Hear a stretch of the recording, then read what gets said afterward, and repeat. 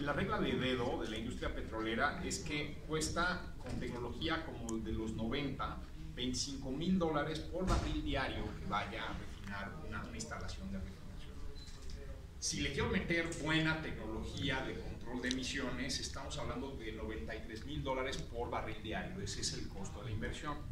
Es decir, si yo meto una refinería pues, con las tecnologías de los años 90, estás hablando de que cuesta para medio millón de barriles diarios 231.250 millones de pesos. Que, digo, si le hacemos caso al exsecretario de Hacienda y hoy candidato presidencial del PRI, pues eso es casi la mitad del gasto público no programable, ¿no? Porque, digamos, el Estado mexicano gasta 4,5 billones, pero en realidad a lo que le puedes mover es a medio billón, ¿no? Pues estás hablando como la mitad del gasto público programable.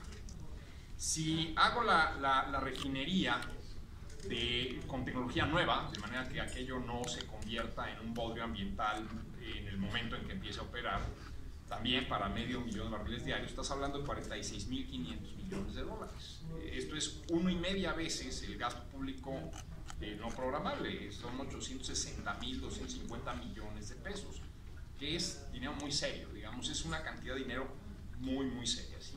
Ahora, imagínense que yo quiero invertir en energía porque ese es un tema y a lo mejor con eso puedo entrar a mi tema muy fácilmente.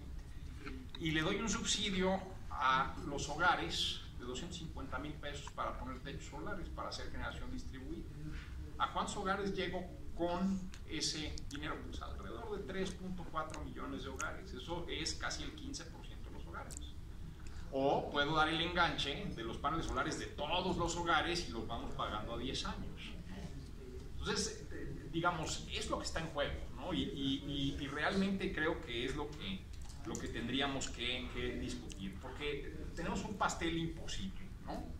Si yo quemo más petróleo en la Comisión Federal de Electricidad, ¿qué va a pasar? Pues voy a bajar la eficiencia térmica de la empresa.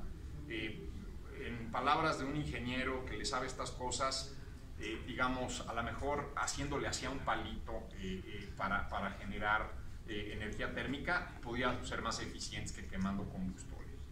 Contamina, ¿no? Porque pues, si en lugar de exportar el petróleo, que también le hemos oído en esta campaña, ¿no? Tendríamos que quemar el petróleo, usarlo en México, no exportarlo. Entonces se lo meto a las plantas de la CFE a un gran costo, porque tengo que hacer una reconversión de regreso para que quemen combustóleo, entonces voy a generar más contaminación. No va a cumplir con las metas de cambio climático, voy a reducir los ingresos del gobierno y le voy a aumentar sus pérdidas a la CFE derivado de la pérdida en eficiencia térmica.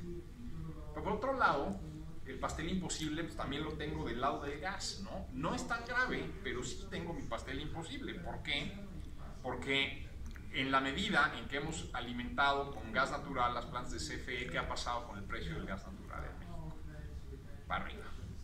Y el gas LP no es el mismo gas, no es el mismo mercado, pero hay una elasticidad cruzada de sustitución entre ellos. Ya en los hogares puedes optar entre natural y gas LP, entonces hace mucho sentido que pues, ese precio de gas LP doméstico vaya junto con pegado, ¿no?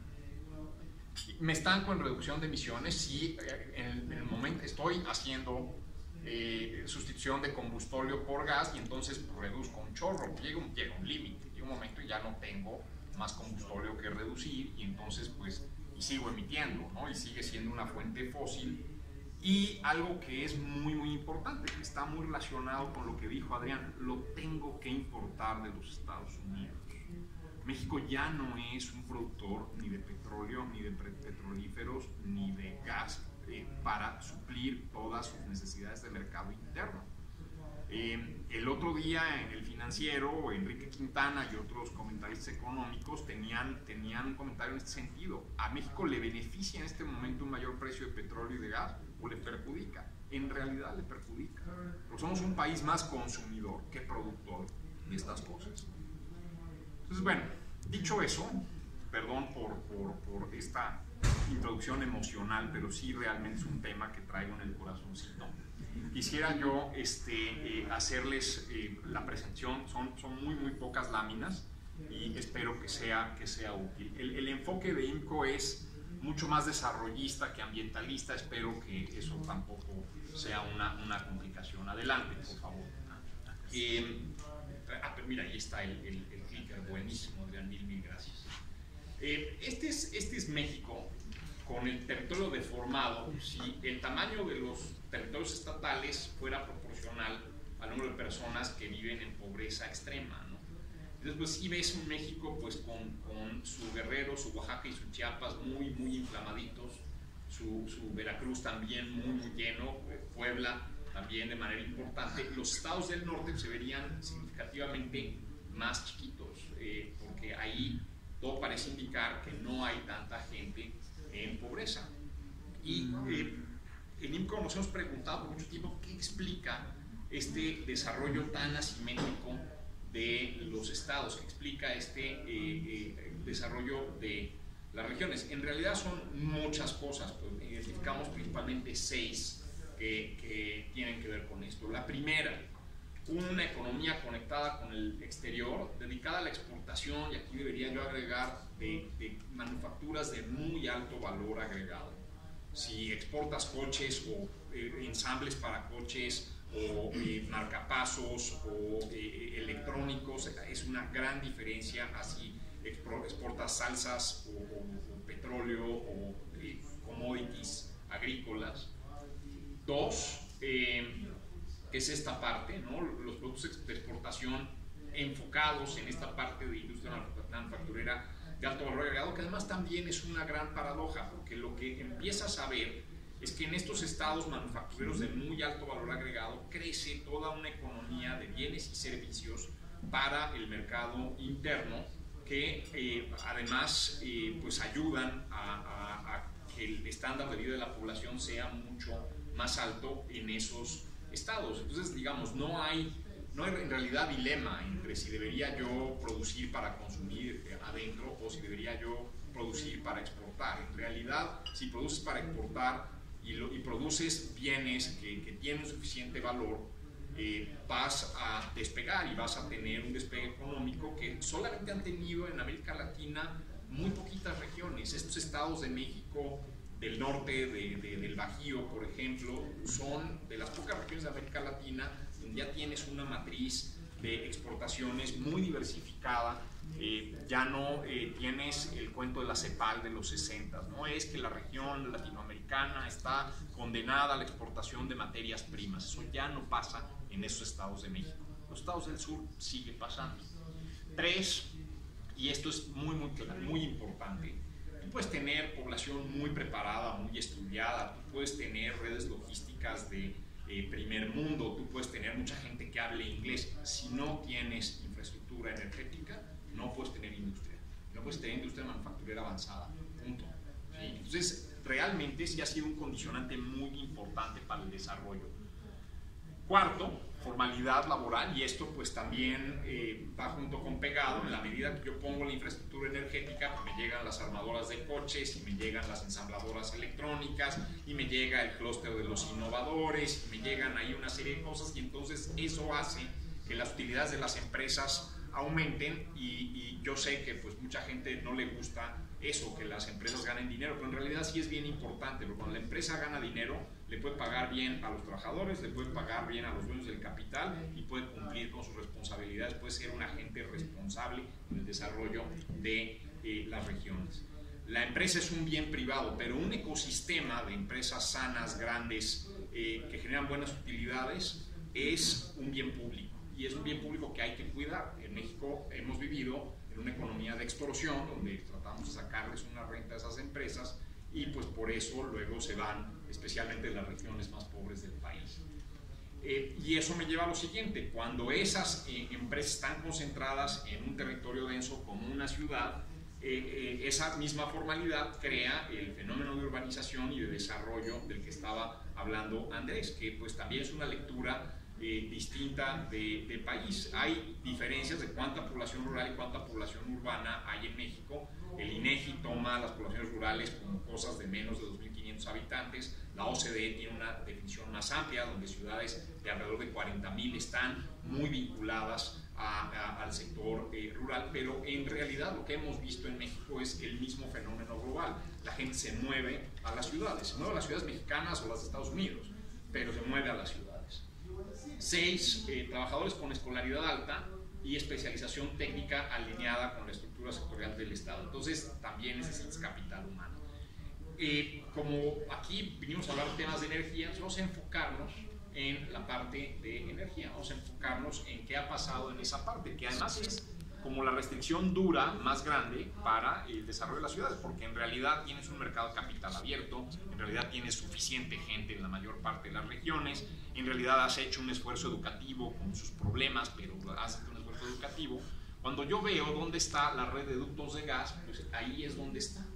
Y cuando ves la parte, no veo gasoductos, bueno, la parte negra es en operación, la parte roja tiene más que ver con cosas que están creciendo y la parte verde, verde punteada, son cosas que están en construcción, correcto. En realidad, pues no hemos podido llevar el gas a todas las regiones de México y en buena medida eso explica por qué esas regiones no se han desarrollado. Pero si yo pienso en el estado de Guerrero o en el estado de Chiapas, pues sí son regiones que probablemente tienen la explosión solar más grande del planeta, ¿no? Si yo pienso en el istmo de Tehuantepec, pues ahí tengo la zona con el potencial eólico más grande también del planeta. Entonces, realmente, ¿qué tendría que estar pasando en esas regiones?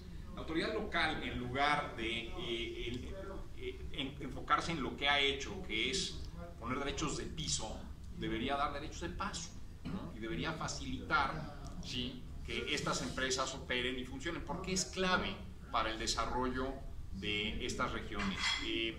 Lo que ha ocurrido es que ponen las aspas eólicas y de repente se juntan una serie de líderes y gente y dicen, oye, pues te habíamos dicho que los derechos eran tanto, pero ahora queremos 3 veces más o queremos 4 veces más.